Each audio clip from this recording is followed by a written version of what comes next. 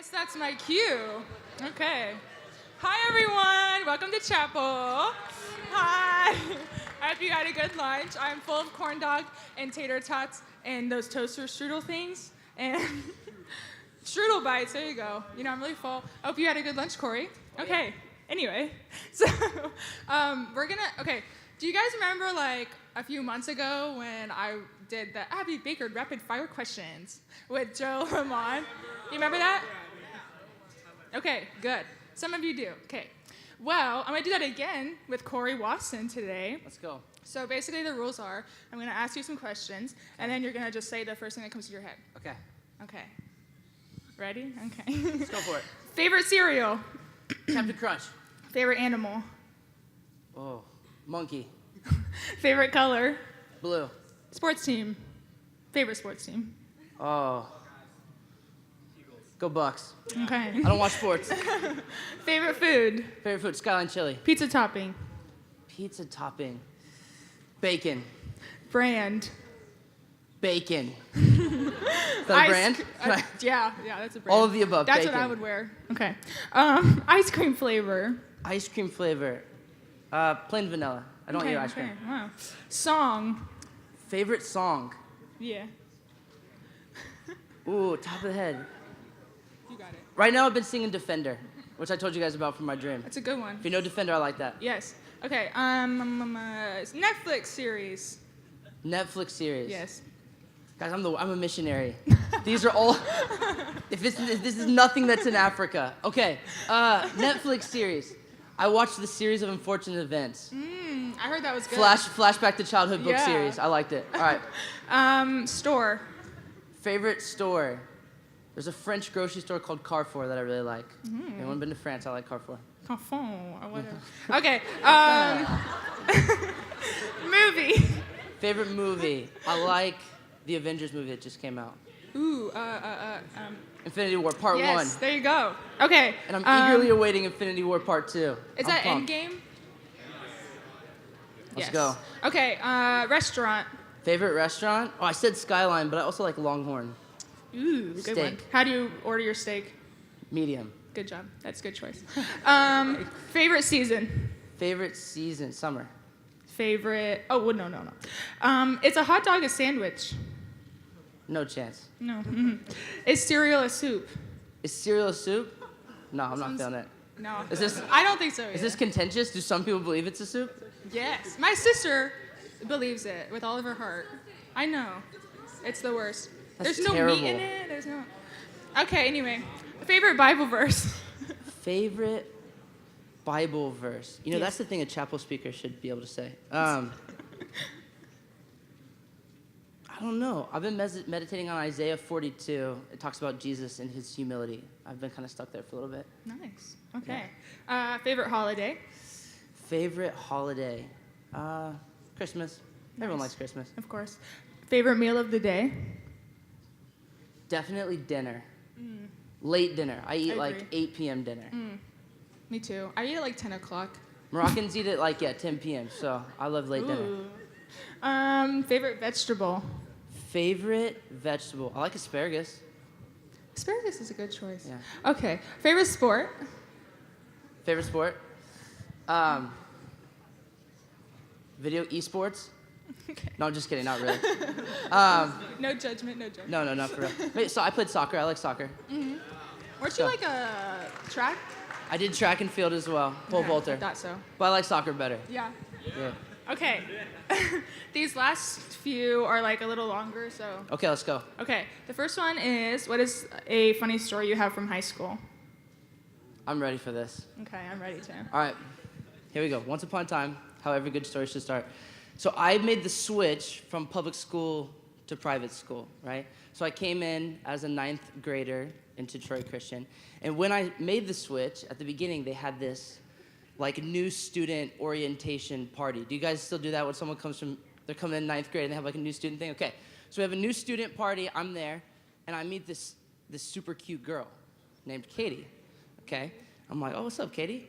So, you new student? I'm a new student. I like that about you. So anyways, we're talking, and And yeah, so we start to hang out, and I start to like this girl. I'm like, all right, I'm gonna get to know her. So I get invited to go over to her house to have dinner with her family. All right, okay. You know, I was playing my cards right. So I get invited over for dinner. Now this is where it gets awkward. So we're over for dinner, and they're gonna give me a tour of the house. And so her and her siblings are hey, this is our living room, dining room, this bedroom, that bedroom, upstairs, downstairs. So we're going around, and we're seeing everything. But when we walk into her room, I notice up on the board, she's got like every good high school girl, she's got like a collage of all of her pictures of her friends and her family and fun stuff they do. And I look on the board, and I recognize two people that I know. And I'm like, hey, I see you in this picture with these two people. Who are they? She's like, oh, that's my cousin, Ashley and Brittany. And I was like, cool. Those are my cousins, Ashley and Brittany.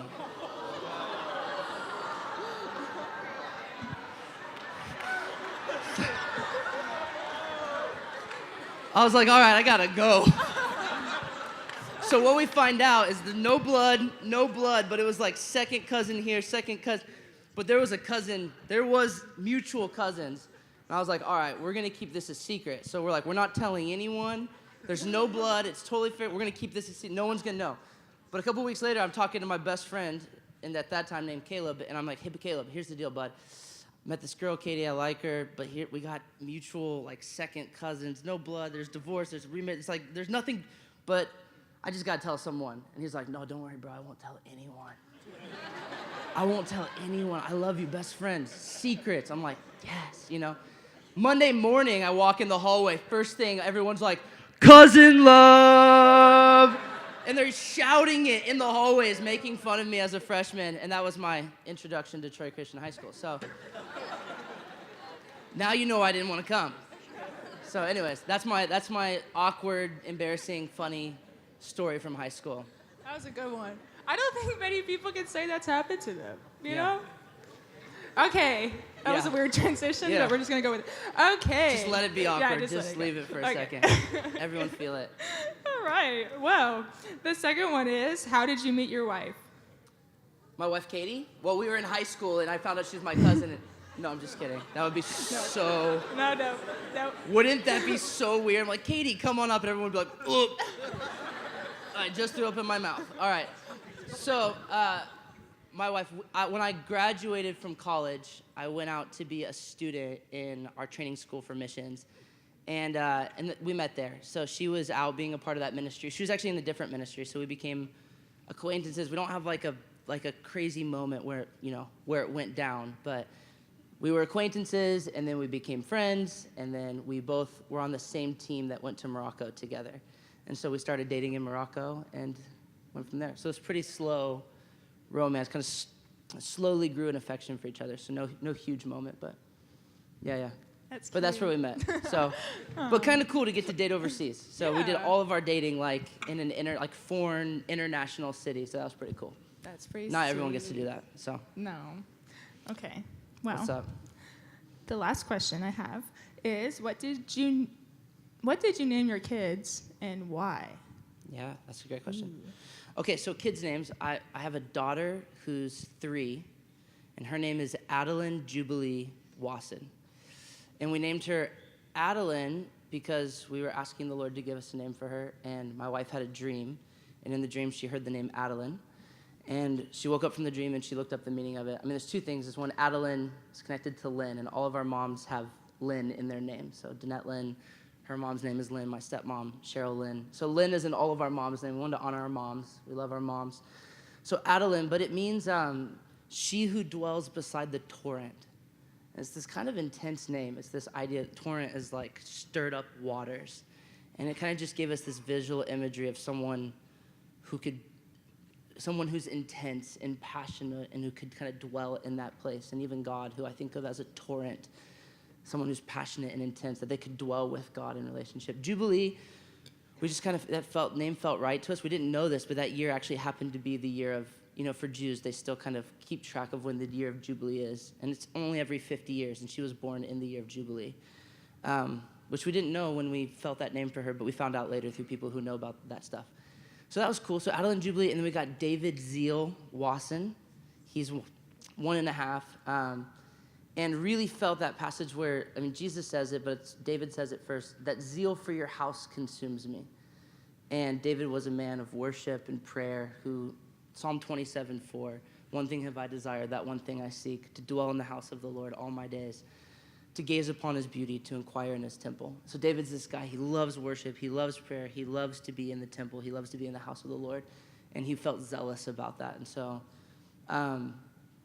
it was a time in our life when we felt like we really needed a renewal of our zeal. We kind of felt like our passion was running out. And so when David was born, we felt like the Lord was saying, you're going to get your zeal back. You're going to get your passion back. I'm going to restore that in your life. So kind of a deep name, but so Adeline Jubilee, David Zeal. And we're pregnant with our third. We're having a baby this summer. So still working on names. Woo. Those are adorable names. I want to have cool, like, baby names. I don't know. My kids are going to have cool names. Anyway, so I'm kind of going to kick you off now. I'm going. I mean, I guess you can say it, but... No way, okay. I'm out. Bye. Thank you for interviewing with me.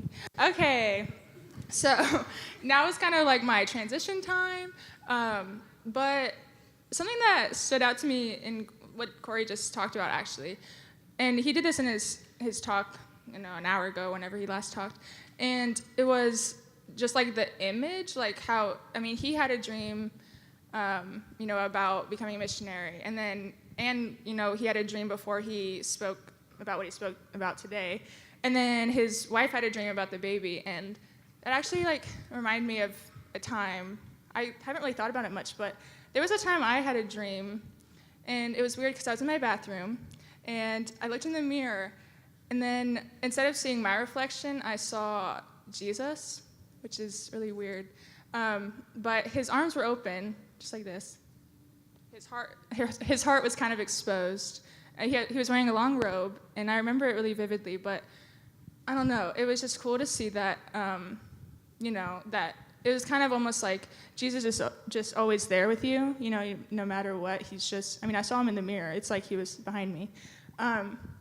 So I guess today when you're worshiping, I just kind of challenge you to maybe just like have an image of the Lord in your head, have an image of you just standing before him, whether that be with his arms open or with your arms open or however, just try to imagine a picture of him, because I do that sometimes at worship, and it really helps me connect more to, the person I'm actually worshiping, which is, the God of the universe. So, yeah, I'd like to encourage you to do that. Okay, everyone stand up. We're going to pray.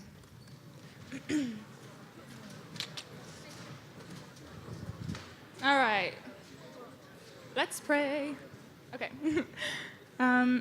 Dear Lord, thank you so much for today. Thank you so much for Cory and all that he is and all that he's spoken to us today. I just pray that in this time of worship, we will just open our arms to you, God, and we will just be open to whatever you have for us, whether that be, something crazy or just, whatever you have. And I pray that we will maybe just imagine you in front of us, whether that be on a throne or just with your arms open. God, I just pray that we will be genuine in our worship today. And in your name, amen.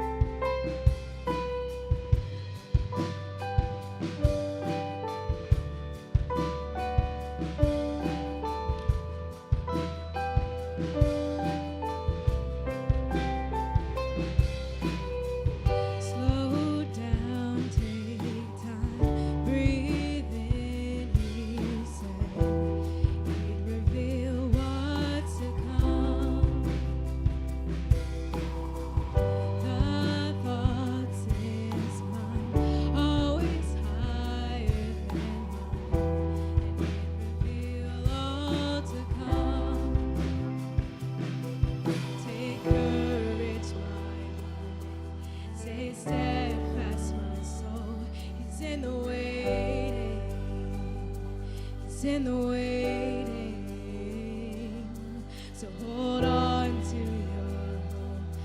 As your triumph unfold, He's never failing.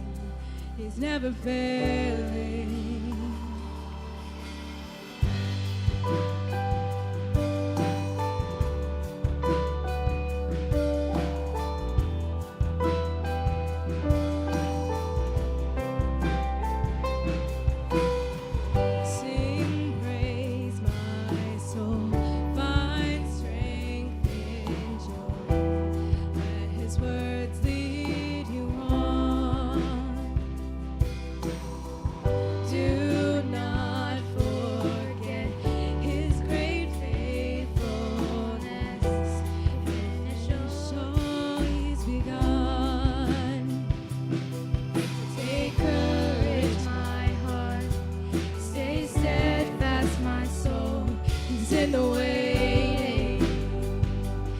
In the waiting, so hold on to your hope.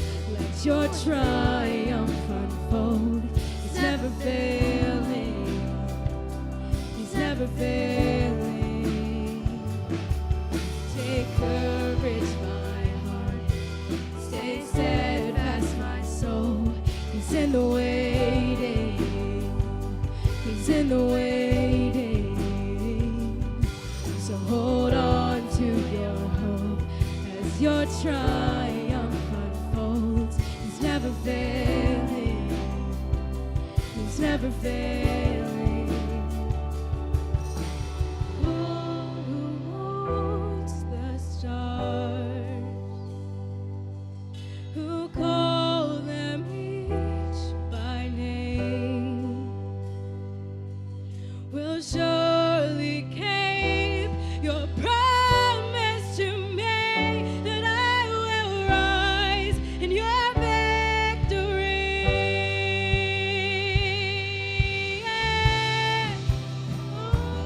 The stars, who calls them each by name, will surely keep His promise to me.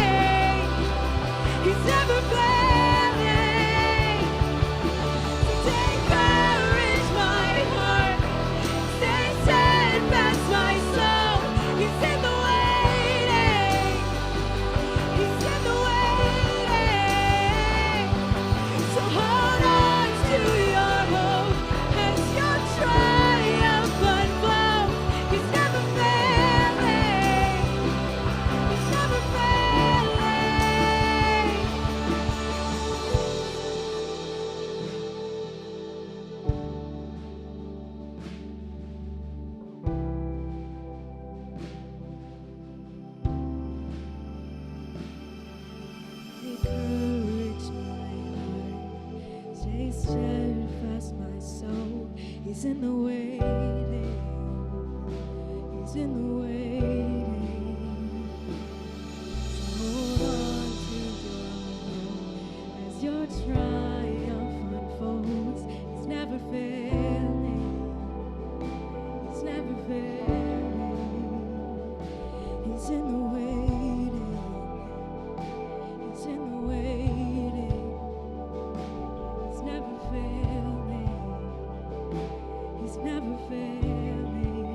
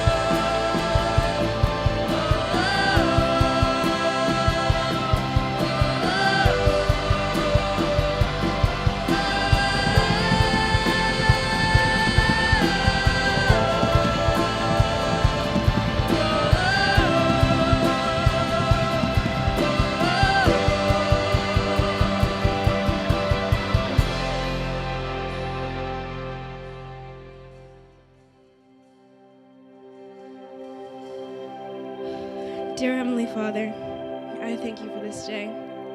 I thank you we can gather here as a school, as a community, and as a family and worship one great, amazing God. I pray that you'll take this time and soften some hearts and bring them to you, God.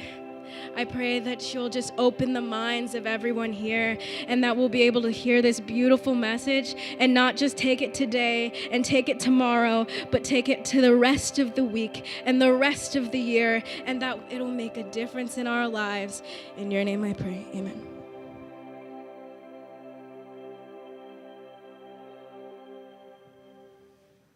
All right.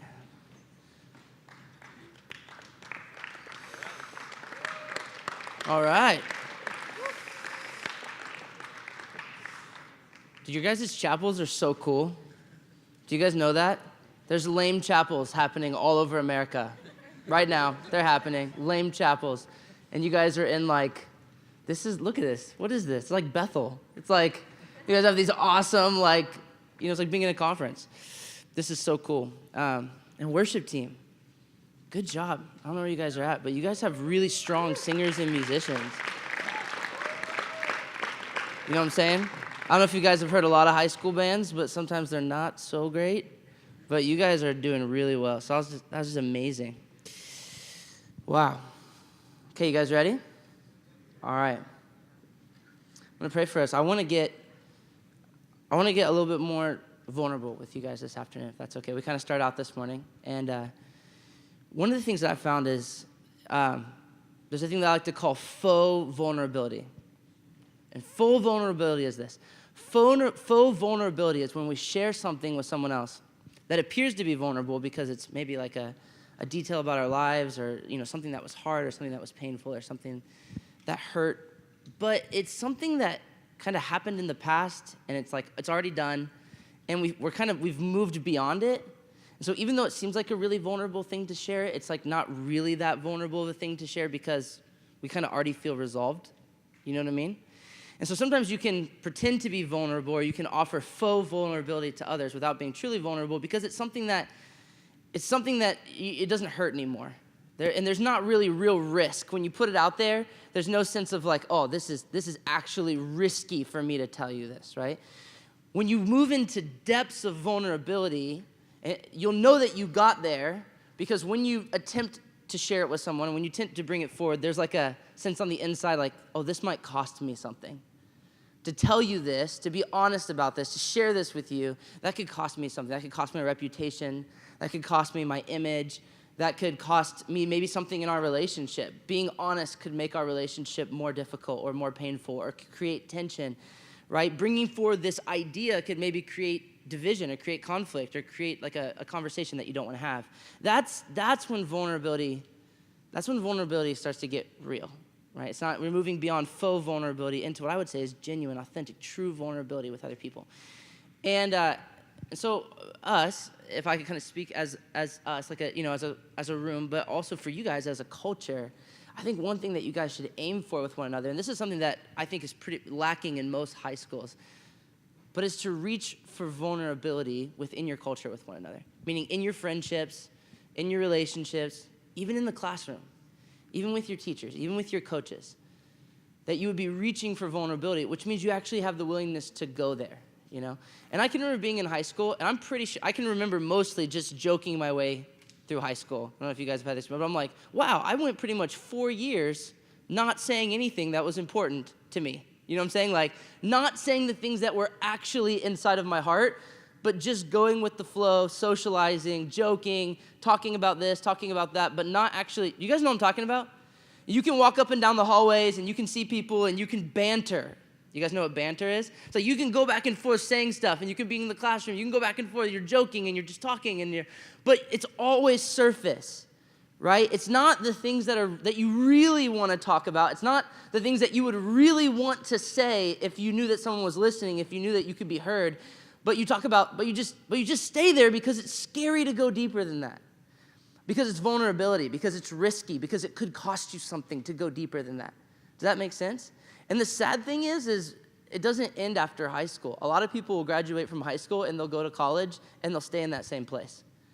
And then they'll graduate from college and they'll get a job and they'll be around their coworkers and they'll stay in that same place. And what's even sadder is if someone gets into a marriage or they start their family and they don't know how to go deeper with their spouse or they don't know how to go deeper with their kids, and you get stuck being invulnerable. You get stuck not saying the things that need to be said, not sharing the things that need to be shared, not feeling the things that need to get felt. Does that make sense? You can get stuck there. And it starts at this age of, oh man, I feel afraid to be real. I feel afraid to go there with someone. And not that you have to go there with everyone, right? There's this principle in scriptures of not casting your pearls before swine. So, and it's this idea that you shouldn't give things that are precious and deep and meaningful to anyone and everyone, because some people will misunderstand them and trample them, right? So you don't want to be a person who's just like puking up your feelings everywhere you go. You know what I'm saying? And it's like, whoa, that's too much. You're freaking me out right now. Because some people aren't ready for that. But with the people that we trust, the people that we're close to, the people that we desire to go there with, to go to those depths with, we have to make the choice to be courageous enough to go there. And again, so this afternoon, I want to be a little bit more real with you guys. I want to tell you guys a little bit more about my life, and I think it'll lead us into the scriptures at some point. You guys cool with that? You guys want to go there? And so what I've noticed about testimonies is a lot of people stop their testimony with that moment of salvation or recommitment, or deliverance, or healing. Do you guys know what I'm talking about? It's like this buildup of like things were good, and then things got bad, and then you like ramp up towards the climax of the testimony, and you're like, and then God did this amazing thing, right? And in the story of God met me in my bedroom, and I felt his presence, and I cried, and I fell asleep in a puddle of my tears, and I knew that he loved me, and I was going to be a missionary, and that's usually where it is. Everyone's like, it's like, yes, God, you know? And the person got healed, the person got delivered, the person got raised from the dead, the church got started, the finances came in, the breakthrough happened, and we tell testimonies like that, and we should tell testimonies like that. Because God is doing amazing things all the time, and we should be testifying about the amazing things that he does. But what about the day after the testimony? What about the week after the testimony, the month, the year? What about the seasons that come after a testimony? And a lot of times when we're telling our story, we want to tell our story well, so we kind of take our story to the climax and we leave it there, and everyone cheers, and then the music starts and the altar call happens, and that's that, right? But that's not an accurate representation of how life happens. And that's not an accurate representation of even how our relationship with God works. Because there's the day after, the week after, the month after, the year after. And there's that mountaintop, and then there's also the next valley that you go through. And then there's the next mountaintop, and then there's the next valley. And that undulation, that up and down, that back and forth, that tension, that's actually what we experience in our walk with God, not just the testimony moments, the high moments. Do you guys know what I'm talking about? So I want to talk to you today a little bit about, okay, after that moment I shared this morning, what were some of the things that followed me into my walk with the Lord that came out of the brokenness of my past, the brokenness of my family, the brokenness of my upbringing, even the brokenness of my season in rebellion? What are some of the things that I carried out of that have been present in my life and I've had to work through since then? You guys willing to hear that? Okay. Some of you are like, I'm not sure. I'm going to tell you anyways. So I had that moment, and a couple amazing things immediately happened. One is I had an encounter with God. And I felt like I knew God on a new level. And I felt really excited about it, and I was super pumped, and I made the decision to kind of turn my life back to God. So I start going to church again. I start reading the Bible again. I start reading Christian books. I start worshiping. I start praying. And so I'm kind of turning my life back towards God. I start having better conversations with my mom and my stepdad and my half-sister, who I had kind of left to go to Florida. And at the end of the year, I make the choice to move back from Florida to Ohio. And actually, my dad and my stepmom and my siblings over there, they all came back as well when I made the decision to come back. So we all come back to Ohio, but I moved back in. And I make the choice to go back to my church, to go back to my youth group. I went and apologized to people hey, I'm sorry for being such a jerk and some of the things I said and some of the things I did. Please forgive me. I made the choice to come to Trey Christian, where I started here as a freshman. That's where my awkward story happened at, new student orientation. Katie, oh gosh. All right, and so we'll have awkward moments, and right? So I'm moving back in, but what I realized over the next couple of years, if I could sum up my story from that point on, is I started seeking the Lord. I started running after the Lord in a very particular way in that time, and I've never stopped since. So that was at maybe 14 years old, 15 years old. I'm 29 now.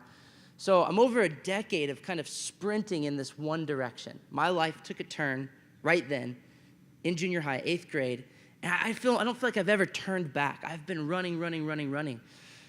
But I didn't realize that some of the stuff that happened before that encounter was going to continue to affect me after the encounter. And that's maybe what some of you are even struggling with right now, or maybe you're hoping for an encounter, but you don't realize that there'll still be difficulties after the encounter, right? Sometimes we're shocked by the fact that when we start our relationship with God, or we start really investing in our relationship with God, or even after we have encounters with God, or we have powerful things happen with God, that there's still struggles, that there's still things that are present that we got to work through, and they don't just magically go away. And I'm not saying that I don't believe in deliverance. I'm not saying that I don't believe in healing. I'm not saying that the Lord couldn't break through in a moment and solve an issue in your life. I've seen him do that for hundreds of people. But even though, I've seen people get healed of physical sicknesses, but they still got other emotional issues to deal with. I've seen people get delivered from addictions, but they've still got stuff from their past that they got to work through. You guys know what I'm talking about? And sometimes we imagine spirituality. We imagine this encounter moment, experience moment, climax moment where it all goes away, where we don't have to work through the stuff. And I don't actually think that's the case. I actually think that one of the best part about our relationship with the Lord is him walking us step by step through our brokenness and our weakness and redeeming us from it. Every single day coming deeper and deeper and deeper into us and healing us little bit by little bit, memory by memory, brokenness by brokenness, struggle by struggle, and taking us every day one step forward in our faith. And that's more what I've experienced in my journey. So let me share a couple of things that came out of that. So after growing up, I'm going to rewind a little bit. One of the things that stuck with me, even after this encounter and everything turning back,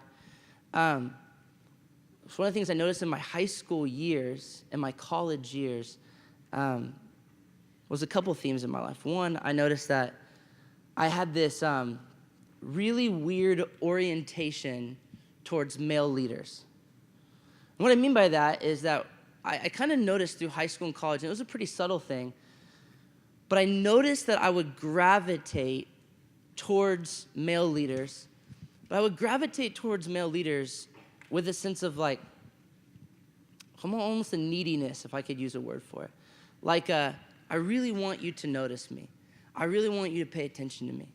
I really want you to invest in my life. I really want you to mentor me or coach me or disciple me or lead me or whatever. I had this like gravitational pull towards male leaders, but I also had this sense of like kind of a love-hate thing with male leaders. Like I really would like love a male leader and like really want them to and feel like a lot of loyalty and commitment to them and serve them. But then I would also notice this dynamic that if I felt hurt by them or if I felt like they didn't meet my expectations, I would feel deeply betrayed by them. I'd feel quickly like my heart would kind of turn against them. It's kind of a deep heart issue to share with you guys. But in high school and in college, I began to ask questions about that. I just began to notice this weird thing and think, what is going on? Why do I have this weird orientation towards male leaders? Why do I always feel funny in their presence? Why do I always feel like I need something, like I want something, like I'm reaching for something, like something inside of me wants something inside of them? Does that make sense? And I just feel this ache. And why do I get so hurt by male leaders when they do small things? They're not trying to betray me. They're not trying to wound me, but I feel this pain on the inside. And I would notice it, and it was affecting some of my relationships, especially in ministry as I was going through high school and college. I began to notice this and began to think, Lord, what is going on? And the Lord begins to, as I'm praying into it, to say, Lord, why do I feel this pain? Why do I have this? He begins to take me back into my past, and he begins to talk to me about my relationship with my dad. And so I want to talk to some of you guys about my relationship with my dad. And this feels vulnerable to me, even in this moment, because there's people sitting in this room, not many of you, but there's a few people in this room who actually know my dad. So it's a little bit of a funny thing to talk about, but I want to share it with you guys. And so I remember being a kid and having this dynamic where when I was a little kid, I'm talking like 2 years old, 3 years old, 4 years old, 5 years old, even after the divorce, and then after remarriage. But before my dad had other kids, I had this real sense of being loved by my dad.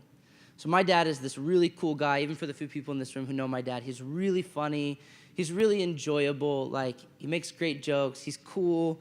He's like the cool dad. I don't know if any of you have a cool dad. Sometimes it sucks having a cool dad because you're like, my dad is cooler than me. Like, my friends meet my dad and be like, your dad is cool. I'm like, I know. Everyone tells me. Like, so does anyone have a cool dad? Raise your hand if you got a cool dad. You know what I'm talking about. You're like, oh gosh, they're about to meet cool dad. So I have cool dad. I have this really cool dad. So everyone would meet my cool dad. Everyone think he was so great. He's a track coach, pole vault coach. You know, he invests in a lot of students' lives. He's this cool guy. And so I had a really cool dad. He was like great at sports when he was in high school. He was prom king, but he was so cool that he didn't even go to prom to receive his prom king. That's when your dad is cool dad. It's like, oh, I was prom king, but I didn't even go to prom. I'm like, dang, you're cool, you know? I'm like, I hope I get invited. I get to go to prom, you know? Like, my dad was cool. And so, like, I had this cool dad, and everyone likes him at work, and everyone likes him in sports, and just everyone likes him. And he's likable. He's a great guy. But at home, when I was growing up, I felt this real sense when I was a kid of just my dad's love. Like I said with my son, David, he would hug me, and he would kiss me, and we would talk, and we would spend time together, especially when I was little. And I remember these moments.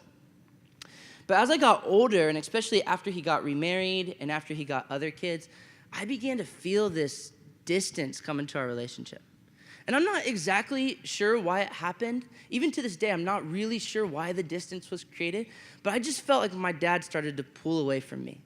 And so the hugs stopped. The kisses stopped.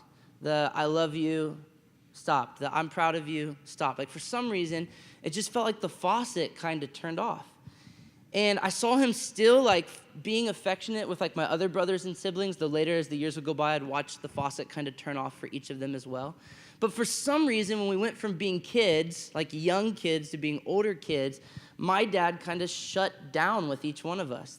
That likable, enjoyable guy that everyone else knew. But at home, he wasn't really that affectionate. He just seemed really distant and disinterested, and like he wasn't really into us.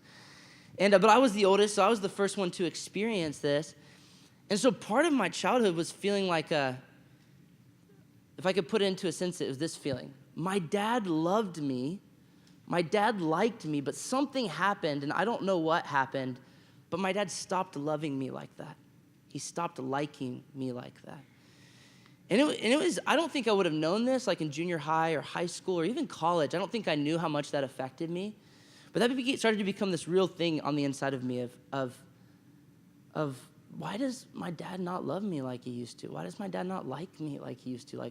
And I think the deeper question was, what's wrong with me? Like, what changed? Like, what about me was great when I was like little, but now it's not so great anymore, that he kind of distanced himself from me.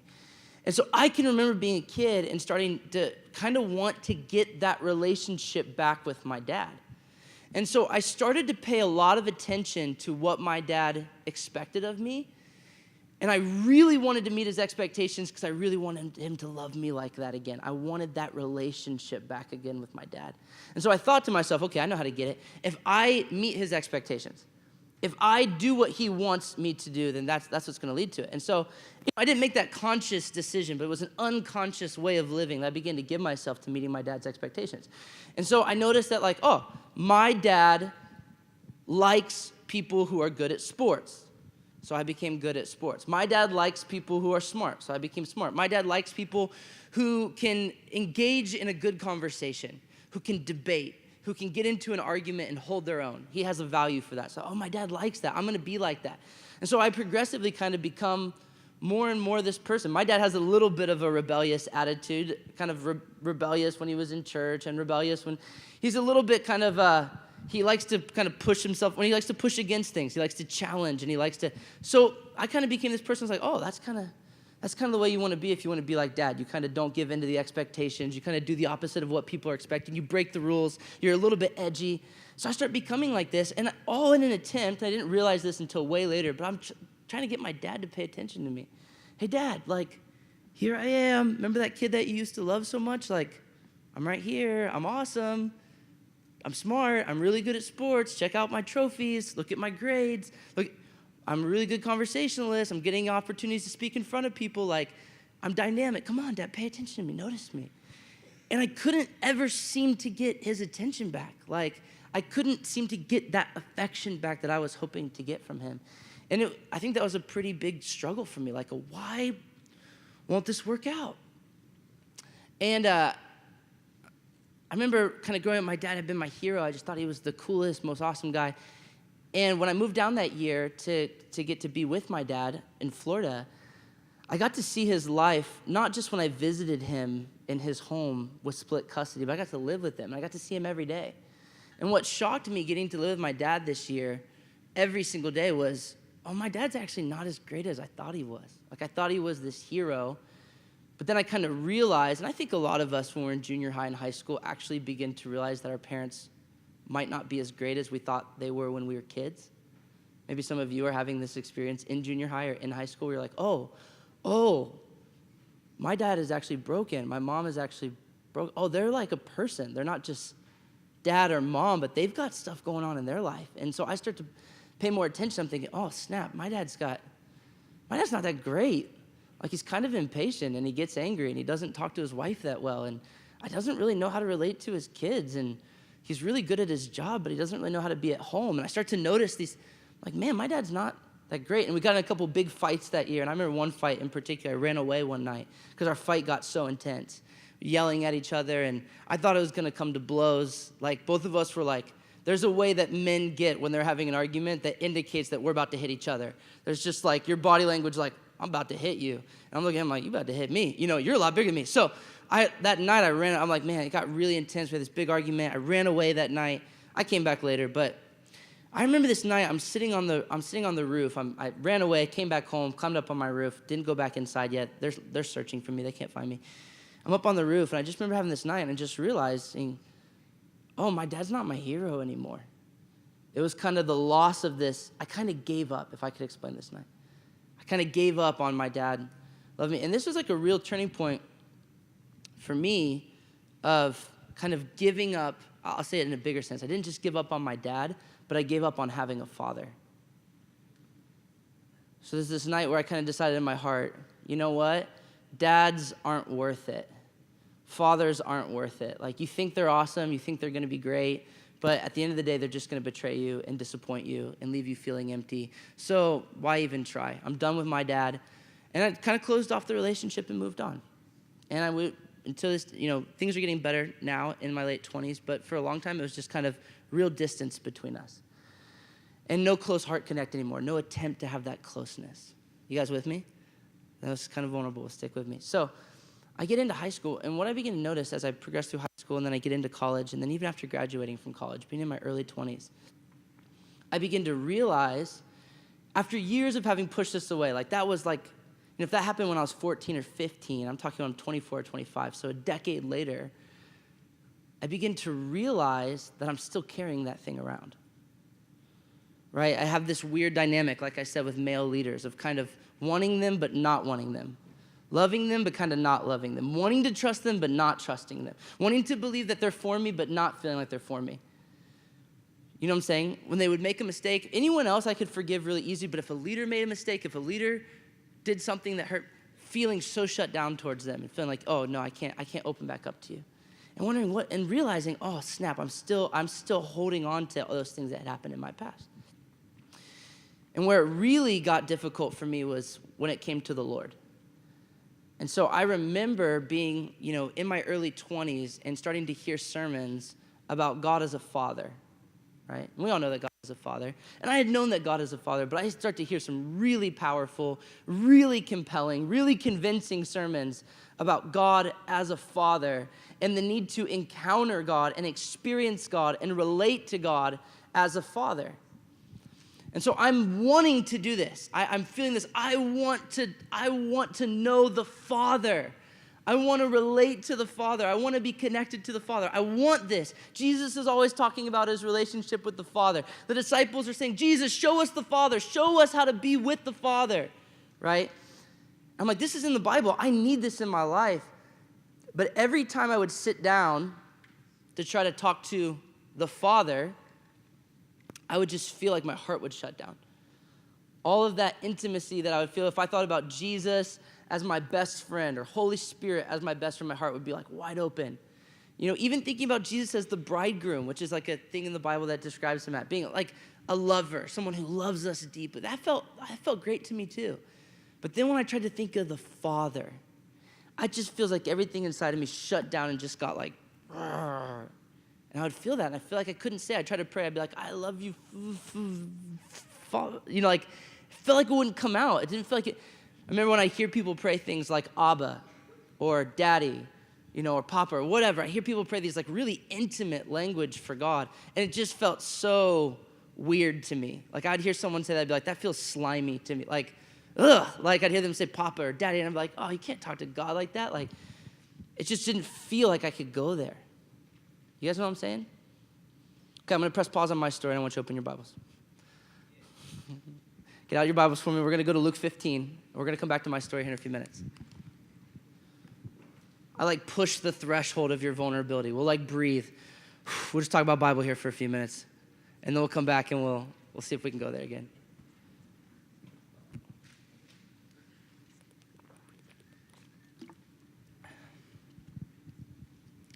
The longest parable in the New Testament is about the relationship between two sons and their father. Do you know that? This is the story that Jesus took the longest time to tell. And that means that it's probably, if not the most important parable, it's probably one of the most important parables because Jesus put a lot of effort into telling it. He gave a lot of time to it. And then the people, when Luke wrote this down, a lot of times it seems like they condensed the stories that Jesus told and made them nice and short. But this one, Luke just takes a long time. He's like, no, you need to hear every detail of this thing. This is going to be important for you in your spiritual journey. And so I want to read it to you, and I want us to talk about it. We might even explore it tomorrow morning, depending on the time that we have. Also, I don't know what time we're going to for this session. 2:20? Cool. All right. Great. 3. No, just kidding. 2:20. All right, here we go. Luke 15, verse 11. We're just going to read it, and we're going to talk about it. And Jesus said, there was a man who had 2 sons. And the younger of them said to his father, Father, give me the share of property that is coming to me. and he divided his property between them. Now many days later, the younger son gathered all he had and took a journey into a far country. And there he squandered his property in reckless living.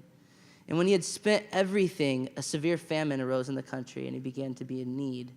So he went and hired himself out to one of the citizens of that country, who sent him into his fields to feed pigs. And he was longing to be fed with the pods that the pigs ate, and no one gave him anything. But when he came to himself, he said, "How many of my father's hired servants have more than enough bread? But I perish here with hunger. I will arise and go to my father, and I will say to him, 'Father, I have sinned against heaven and before you. I am no longer worthy to be called your son. Treat me as one of your hired servants.' And he arose and came to his father. But while he was still a long way off, his father saw him and felt compassion and ran and embraced him and kissed him. And the son said to him, 'Father, I have sinned against heaven and before you. I am no longer worthy to be called your son.' But the father said to his servants, 'Bring quickly the best robe and put it on him, and put a ring on his hand and shoes on his feet. And bring the fattened calf and kill it, and let us eat and celebrate. For this my son was dead and is alive again. He was lost and is found.' And they began to celebrate." We'll look at the rest of it later, but let's stop here with the first son. So this is a parable about a father and his relationships with his two sons, right? He has an older son and he has a younger son. And this is the story of the younger son. This is the dynamic that existed between the father and the younger son. And then later, it's going to go into the story of the father and the older son and the dynamic that existed between them. But it starts out here. And Jesus doesn't give us much backstory, okay? So there's no, it kind of just like the drama just immediately unfolds in this story, right? So there's no building tension. There's no explanation of what was going on between the father and the son to lead to this dramatic moment that happens. Jesus just jumps right in, okay? So this is a story that just kind of punches you in the face. And maybe it doesn't punch us in the face as hard as it would punch like a Jew in the first century in the face, but let me try to explain it a little bit, okay?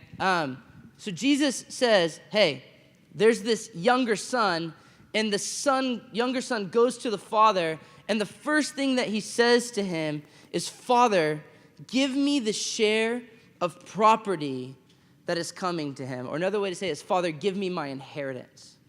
Okay? And, we don't often think about inheritance or property or things like that. It's not as big of a deal in our culture as it was in their culture. It was a really, really, really big deal in their culture. But let me see if I can give it a little bit of a modernized context to help us. It would be like this. It would be, some of you probably have parents who have a house, but they also have a house like in Florida or on the beach or like in Tennessee, like on a lake or up in Michigan or whatever. Some of you are like, "Man, I wish my parents had that." Yeah, me too.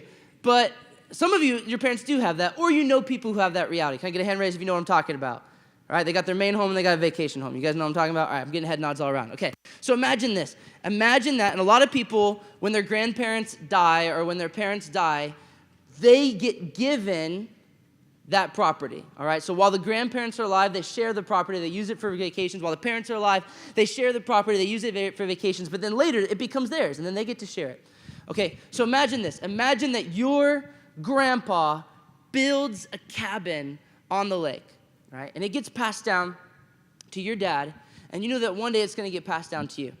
And when you were a little kid, you and your parents and your siblings, you guys would go and you would go to this cabin, right? And you would go be with your grandpa and you would go be with your grandma and you would make these awesome memories and you would be out on the lake. And then later you guys got jet skis and then you go jet skiing and then you got a boat. And kind of the value of the property is building, right, over time. And you get a boat and you go out and you have all these memories of tubing and like all these fun things. And so you got these memories, right? And there comes a point when your parents are still alive, particularly your dad is still alive. But you start to have issues in your relationship with your dad. You start to not have trust. You start to have brokenness. You start to have distance. And so what you decide is, you know what? I don't want to be a part of the family anymore. I don't want a relationship with my dad anymore. But I still want to get my hands on that house. I still want my inheritance. I still want my property. I still want what he's going to give me later when he's gone, but I want it now because I want to end the relationship. It's basically saying, I want you dead, and all that you matter to me is what you're going to give me. The relationship doesn't matter anymore, just the property, just the money, just what you're gonna give to me. You're done. We're done. So the son comes to the father and he drops this bomb. This is why I'm saying it's a punch in the face. He's saying, give me the house, give me the cabin, and I'm gonna go and our relationship is over.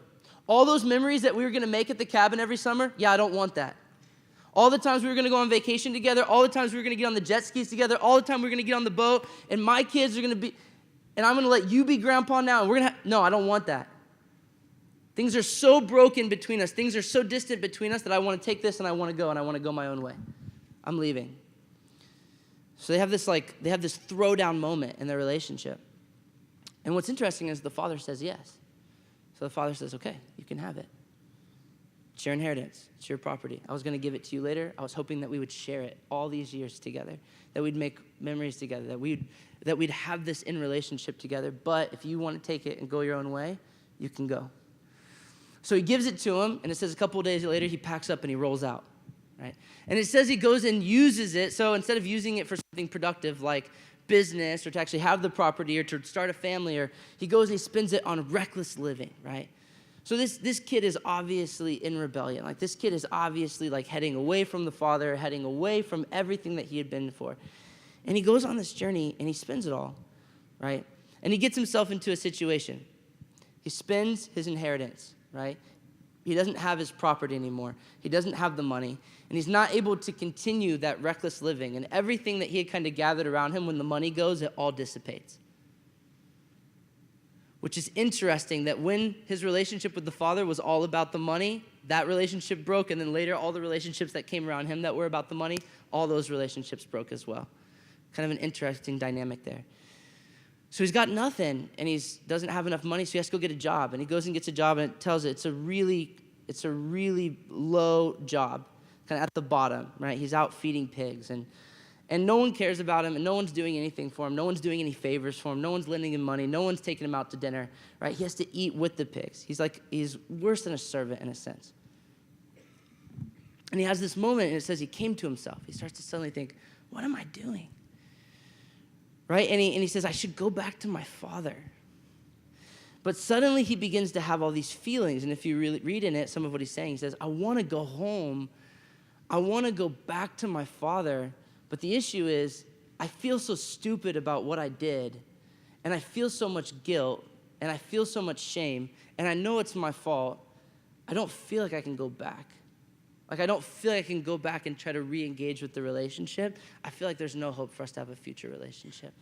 And so he's really questioning himself, but he's so desperate, he thinks, well, I'm hungry, so at least maybe I could go back to my father and not ask for the relationship to be reconnected, but I could just offer myself as a servant to him, right? I'll settle for that. I won't go back and try to be a son, but I'll go back and try to be a servant. I'll go back and be a slave.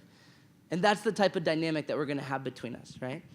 So it says that he does this, like he goes all the way back home, right? And he gets to the gate and he's coming in and he's expecting probably the conversation that you would expect. Like, let's say that, like you did something stupid. Like you took your parents' car, you went out and you took it for a joyride, you crash it. You come home, can you guys feel this? And you're walking in the front door and you see your daddy sitting in his chair and his back is turned to you, right? And the chair starts to turn. And you start to see your dad's face from the side, right? And what face do you expect to see, right? Like, my dad is about to whoop me. Like, my dad's about to kill me. Like, wouldn't that, like I'm about to get in trouble. Like, I just took the car. I wasn't even supposed to take the car. I'm not even old enough to take the car. I took it for a joyride. I was a total idiot. I crashed it. It's all my fault. It's going to cost him tons of money. I wasted everything. You're walking in. You're feeling all the guilt. You're feeling all the shame. And you're expecting to get it. And you deserve to get it, right? Because that's what should be the response to you. But you walk in, and as the chair turns, you see a gentle face instead of an angry face. Some of you are struggling to imagine this because your father actually would never respond like this. And this is why this parable is so shocking. Because the father in this story is the father who's been standing on the porch, or if I can use the story we're telling, the father who's sitting in the chair, waiting by the fire, waiting for the child to come home. And this father, instead of freaking out and getting angry, this father actually turns and with grace and with mercy and with forgiveness and compassion in his eyes and gentleness in his tone of voice, turns and looks at you, looks at the child, looks at the son, looks at the daughter who's gone astray, who's messed it up, who's blown it, and looks at them and says, you expect you walk in and you expect you're about to get an earful. What were you thinking? Why did you take the car? You always do crap like this. You're expecting you're gonna get a spiel. They're gonna tell you what you did wrong. His father doesn't say anything. His father doesn't say anything. There's no accusation. There's no lecture. Father with compassion sees the son coming in, sees the front door open, turns, and his face just beams with love and with relief. I was waiting for you to come home. I missed you so much while you were gone. We can talk about what you did later. And this father begins to run. And here's the thing. In our culture, dads run. Your dad might go to the gym and run. Maybe not some of your dads. But some of your dads are like, no, I don't run. Some of your dads run. Some of your dads are athletic. Right? But back in that day, if you're talking an Arab man, a Jewish man, you don't run. You don't run. You're the man of the house. You walk with dignity. An older man would not run. To run would be embarrassing, would be shameful, would be, right? This is like maybe one of our dads coming up and like you're like, teenage and your dad like running at you, picking you up in his arms, scooping you, spinning you around, kissing you on your face. It's like, it's an embarrassing display of love that this father shows. It's not just a little bit. It's your father coming in public, running in here, grabbing you, picking you up, and yelling, I love this one. This is my daughter. This is my son. Look at them. They're back. It's embarrassing. He takes off running, grabs the kid, tells the kid how much he loves him, and the kid's working up. I mean, if you ever been in trouble before, you know that you think about the excuses that, you know what I'm talking about? You ever been in trouble before? And you plan. I got in trouble a lot as a kid. So you plan, when you know you did something bad, you're like, all right, I got to think about how I'm going to tell this to my dad. You know what I'm talking about? And you've thought about it like 150 times, right? And you have it's gone from a rough draft to like a professional excuse. You are ready, man. So you're like, I am bringing this fully developed excuse to bring to my parents so that I'm not going to get in as much trouble. But he doesn't even get the opportunity to do that. Right? The father comes at him so aggressively with love and with compassion and with forgiveness, scoops him up. He doesn't even get a chance to say, I just want to be your slave. I just want to be your servant. The father silences him with love and says, no, right now, quick, I want a party. Slaughter the fattened calf. We are throwing the biggest party that we've ever had. Put a new robe on this. A new robe is, that dress would be a sign of sonship. Saying, put a robe on him. This is my son. Give him my ring. His ring is his authority. Back in the day, a father would have a ring where he could put his stamp of approval on business transactions. It's like, no, you're not just coming back into the home, you're buying into the family business again. Meaning, I'm giving you access to all my money. When he gave him a ring, he's saying, no, you get to come back. You get to use my credit card again. I trust you that much. I love you that much. You get fully restored. You get my ring. Put sandals on him, meaning having no shoes was a sign of poverty, saying, no, come back into my riches. Put shoes back on your feet. You're not going to have the shame of poverty on you. I'm going to put dignity back on you. This father takes him in, gives him everything. Slaughter the fattened calf, throw the party. My son was dead, but now he's alive. He was lost, but now he's found.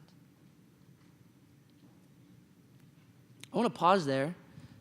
And I just want to come back to my story, and let's see if we can kind of tie something in. When I was in my early 20s, mid-20s, I'd say even now in my late 20s, this story has always been very difficult for me to believe.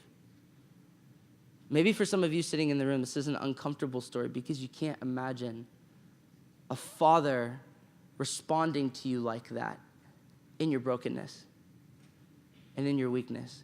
You can't, or maybe it's different. Maybe your mom was difficult, and you can't imagine a mother responding to you like that when you make a mistake, when you fail, when you screw up, when you drop the ball, when you don't make the grade, when you don't get on the team, when you don't meet their expectations. You guys know what I'm talking about? And I remember this story began to just slam me when I was in my 20s, and to this day, I still feel like this story smashes my heart, and I just feel something on the inside every time I read it, because it's difficult for me to believe that a father could be this good, because I don't have those memories. And I heard a powerful quote by the guy who wrote The Shack, but it's in a different thing that he was doing, but he said this, talking about his own father and talking about his own story. He said, "It took me 30 years to wipe the face of my dad off of the face of God." Let me say it again. He said, "It took me 30 years to wipe the face of my dad off of the face of God." And I wonder how many of you guys in this room, again, I told you we were going to get vulnerable today. I wonder how many of you guys in this room, when you imagine the face of God, you're actually just imagining the face of your dad. When you imagine the face of God, you're actually just imagining the face of your mom. When you imagine the face of God, you actually just imagine the face of your parents and how they treated you during your upbringing. Right? And you guys are kind of fresh out of childhood, right? Like you're in your teenage years. You just graduated from childhood into being teenagers. You know what I'm saying? So you're only one step away from, you were just there, and most of you are still in your parents' home, and you're still relating to your parents every day. So a lot of people don't feel big into their 20s or into their 30s that their relationship with their parents actually has a really big impact on their relationship with God. But what I've found is that when people figure this out, it's so liberating for them to realize, and this is something that's powerful for me, is the father is not like your dad. If you could learn, no matter how great your dad was, or no matter how bad your dad was, no matter how great your mom was, no matter how bad your mom was, even if you had the best dad, the Lord isn't like your dad. He's even better. Even if you had the best mom, the Lord isn't like your mom. The Lord's even better. Even if you had great parents and a great home with great siblings and a great family, and every day was candy canes and happiness and unicorns, great. That's not most of you. But even if you did have that much privilege in your childhood, that you just had goodness through your childhood, yeah, the Lord's even still not like that. The Lord's even kinder and more gracious and more merciful and more gentle and more compassionate than they ever were to you, more accepting, more quick to reconcile, the one who would run to you, the one who would take you, and not just when you're doing good. So this is one of the things I felt that I've had to get delivered from in my life is my dad, I felt a strong condition from him that as I grew up, especially in junior high and high school, if I could perform well, if I could meet the expectation, if I could get the grades, if I could get the trophy, if I could be strong, if I could be a leader, if I could be this or that, I noticed that my dad, I would feel like he was proud of me and I would feel like he loved me. But anytime I wasn't like that, like if I brought fear to him, or if I brought shame to him, or if I brought sadness to him, or if I showed him my emotions, or if I ever, God forbid, cried in front of him, it's like the love just like pulled back. And I thought God was like that. For years and years and years, I imagined that God would treat me the exact same way that my dad treated me, that my parents treated me, that God would respond to me the same way that they responded to me. I remembered all the times I got in trouble and how they reacted to me getting in trouble, and thought, man, if I get in trouble, if I sin, God's going to respond to me in the same way. So where I want to take this, I don't know if there's someone who can jump up on the keys. Got a keys person? All right, so if someone can just jump on the keys, where I want to take this is I just feel like there's two groups of people in this room I want to speak to here at the end of this time. First group is this. Some of you in this room, you are not Christians. You're not believers, and you know that you're not, and all your friends know that you're not. You are not a Christian. You are not a believer. You're not that down with God. And some of you have real intellectual reasons why that might be. But what I've noticed is that a lot of times when people have issue with God, sometimes it's intellectual, sometimes there's real reasons that you don't believe and that that's cool. But sometimes we have an aversion to God just because we imagine him to be a way that he's not. Here's what I mean. Sometimes we have this thing inside of us that says, like, I don't want God. I don't like God. And when you think about what he's like, maybe you imagine this angry God. And I know there's a bunch of verses you can use in the Bible to try to piece together this idea of an angry God, or this chronically disappointed God, or this quick to punish God, or this God who's sitting on his throne just waiting to bring judgment on you, or this God who's mostly displeased. You know what I'm saying? Like, kind of like, a lot of times when we picture the Father, if we were to be honest, not maybe all of us, but I bet a bunch of us, we picture him to be pretty grumpy. Like, even if we don't picture him angry, at least he's grumpy. Even if we don't picture him as harsh, at least he's not. We don't imagine the dad who, when my son runs in, has a dance party and then snuggles. Like, it's difficult for us to imagine, for a lot of us, a God like that. A God who is actually very kind and very tender. A God who's very gentle. A God who speaks tenderly to us. A God who's quick to give us affection. We don't imagine a God like that. And for some of us, that's been such a turnoff to you, meaning when you imagine God, you imagine him not the way that he is, and so you don't even want to know him. And some of you, you've heard preachers get up and talk about God, or even from your own parents. Some of you, your parents are Christians, and they talk about God, but you know what things are like are at home, and you think to yourself, man, if God is anything like them, I'm really not that interested. And I just want to say to you, if that's you in this room, meaning you're disinterested in God, or you feel distant from God, or you don't even believe in God, and part of it is because you just kind of think he's a jerk, I want to say to you that God's not like that. God's like this.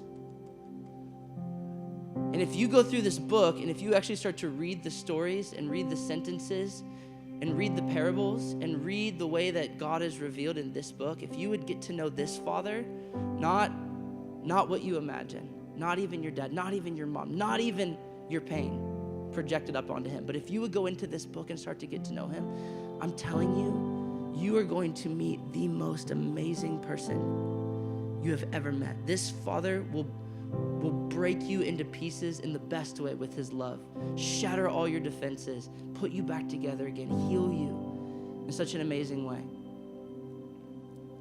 Here's the second group of people. That's the first people I want to talk to. Say, hey, give God a chance. If you've been resisting him because you feel like he's like that, I want you to hear this story of a kind God and give him a chance. And for me, it was in my 20s. I feel like I started to give God a chance to show me who he was. And it changed my life. It changed my heart. It's changed everything. My marriage, my family, the way I treat my own kids. Knowing the Father has changed everything for me. But for some of you, and this is the second category, you love God. You love Jesus. You love Holy Spirit. But maybe you're like me and you feel like just a resistance towards the Father. Like it's hard for you to pray to the Father. It's hard for you to maybe even call him Abba, to call him Dad. Hard for you to think of him intimately. You always feel like he's far, distant, disapproved. You just feel like, oh, I know you, I love you, I'm trying to serve you, I'm trying to obey you, but there's something in my heart that just feels tension with you. I don't feel like I can connect with you. You know what I mean? And I feel like there's some people in this room who that might be you. So let's just stand up together.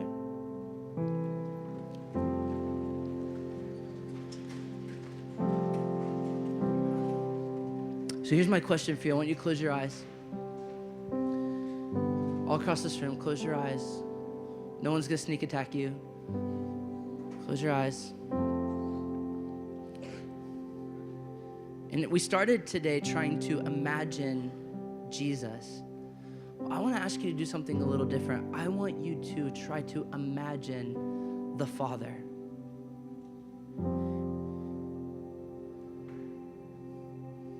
I want you to try to imagine the Father. I want you to imagine, let's just imagine the story for a second. I want you to imagine that you just wrecked the car, the brand new car that cost your father a bunch of money. You're carrying all that guilt and shame. And you walk in the front door and the chair turns. I want you to imagine it. I want you to imagine you're looking at that Father and the chair's turning and you see the Father's face. What is he like? What do you see?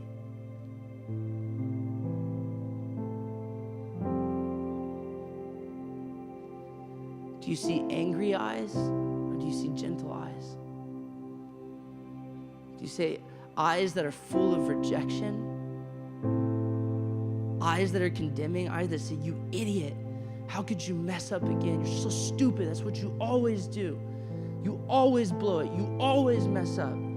This is, God, why did I even have this kid? Do you see those eyes? Do you see those eyes, or do you see a father's eyes that are full of longing, full of love, full of tenderness, full of compassion, eyes that would die for you? A love in those eyes that would sacrifice anything for you. When you see his face, do you see those furrowed brows of disappointment that say to you every time, you don't meet my expectations, you don't follow my rules, you're always messing it up, right? Or do you see around his eyes those crinkles that come from laughter, a God who laughs, a God of joy,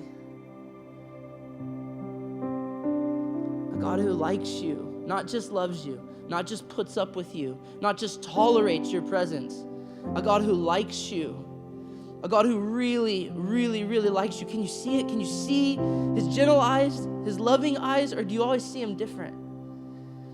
Right? Can you see a mouth that smiles? Right?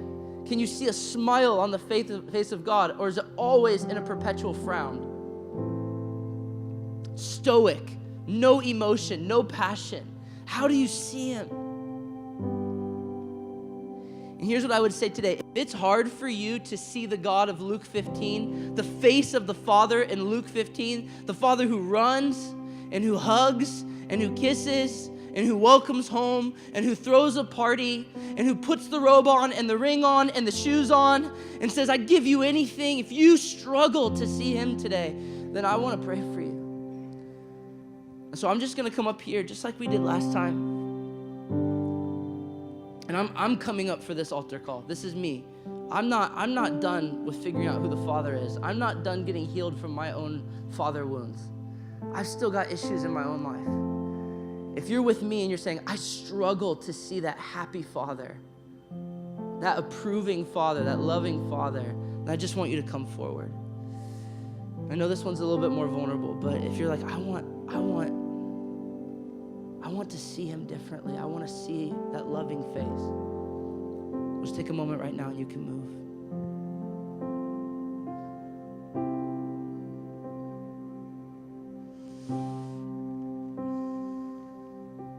You can just come get down on your knees in the front. We're not going to go fast on this. I'm going to take probably 5 minutes. Let's just slow down for a sec, because some of you need to be honest.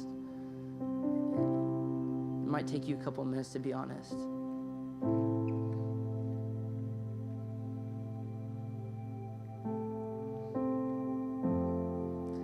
I don't know who this is, but I just keep getting a picture of someone. One of the things that your father has said over you is, you're so stupid. That line, you're so stupid. At some point in time in your childhood, or maybe repetitively in your childhood, that was a sentence that was spoken over you. And the Lord doesn't speak that over you. I just want to, if that's you, I want to invite you to actually come down and say, God, show me that that's not what you think about me.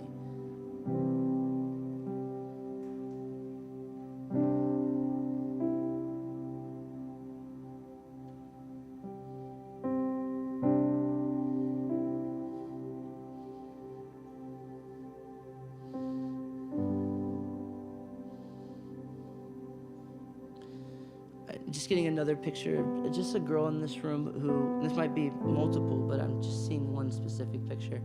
Just a girl and crying, and you go to your dad, and your dad says to you, stop crying, just frustrated that you're crying.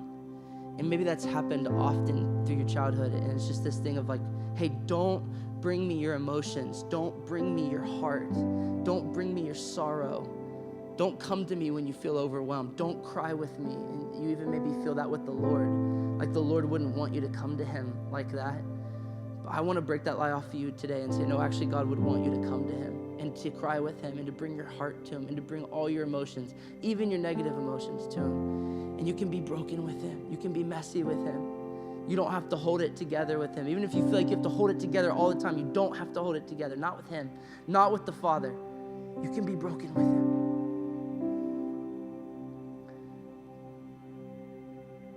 Again, we're just going to take it slow. If more of you want to come down, you can. If you feel a stirring, you're saying, I want to know the love of the Father. I want to see the face of the Father.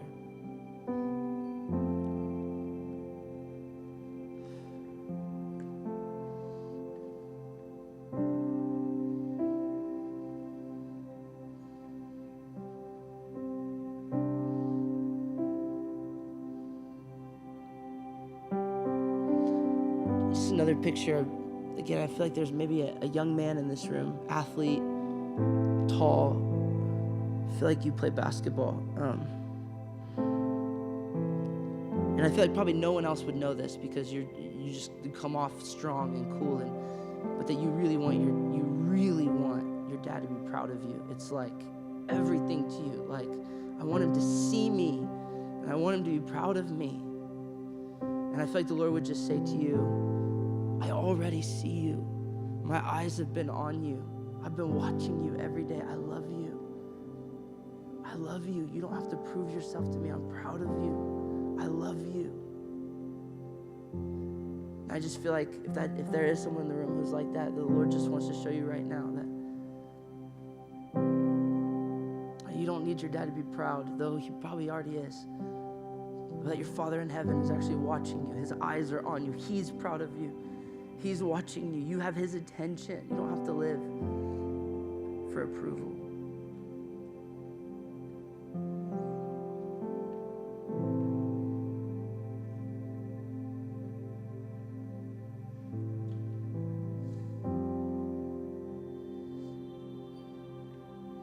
We're just going to keep the altar up. If you're up at the altar, just talk to the Lord. Just ask him to show you his love. If you see that angry face, ask him, say, show me your real face.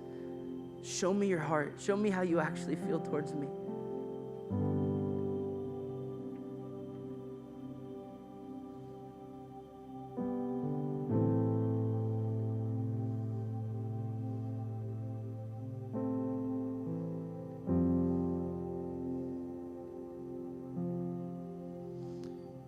For some of you, my daughter, whenever she gets a new outfit, she'll immediately go try it on, and she runs out with her new outfit on, and she always wants to know, Dad, what do you think? Do you think I'm beautiful? She'll come every outfit, she'll come show me, Dad, look at my new shirt, look at my new, she's waiting. I can see her looking in my eyes, say, how's he gonna respond? What does he think about me? Does he think I'm beautiful? I see her eyes asking. My own little 3-year-old daughter. But for some of you in this room, I feel like you are even looking to the Lord asking that question. Like, Lord, do you think I'm beautiful? Lord, do you think I'm beautiful? Lord, do you think I'm beautiful?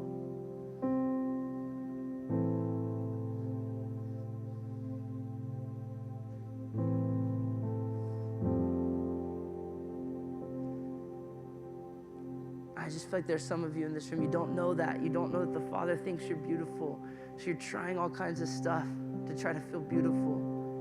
Whether it be through fashion, and fashion's awesome, or makeup. Makeup's awesome, and I'm not even saying anything about those things, but some of you, it's not from pure motives. It's not just fashion and makeup and relationships, and you're trying to get a confidence on the inside of you related to your beauty. And what you actually need to do is not sit before the mirror and ask it to criticize you, but to sit before the face of the Father and to say, tell me I'm beautiful. Tell me again. Tell me 1,000 times until I believe it, until I don't have to try to get others to prove it, to confirm it. If that's you, I just want you to talk to the Father right now. Say, Lord, show me. Show me your face. Show me your heart. Show me that I'm beautiful.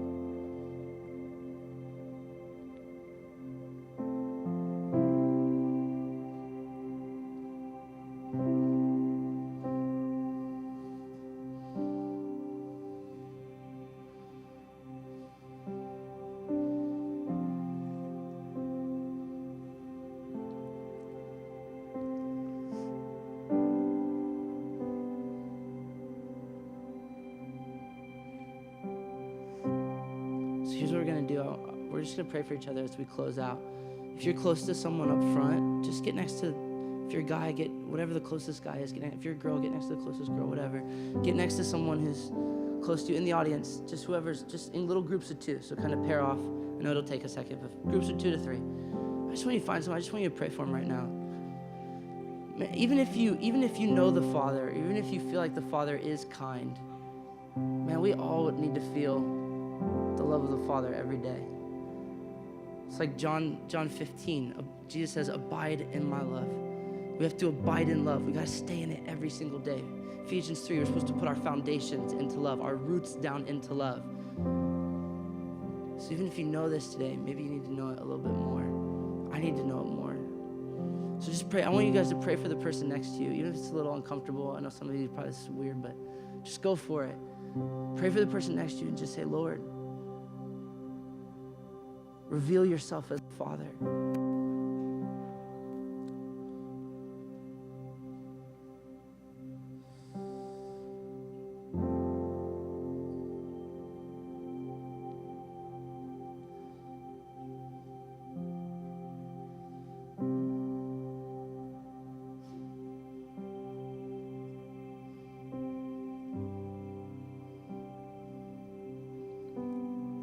Pray for your friend. Take a minute. Pray for them. Pray for them to see the Father, to know the Father, to experience the Father's love.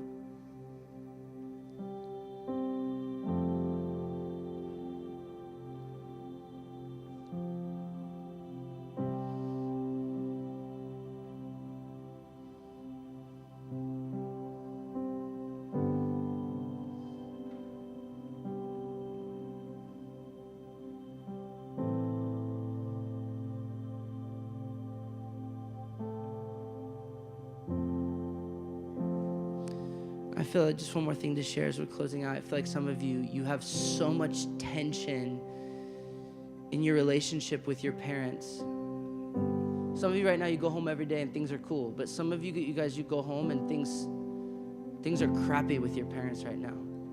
There's so much tension between you and your parents.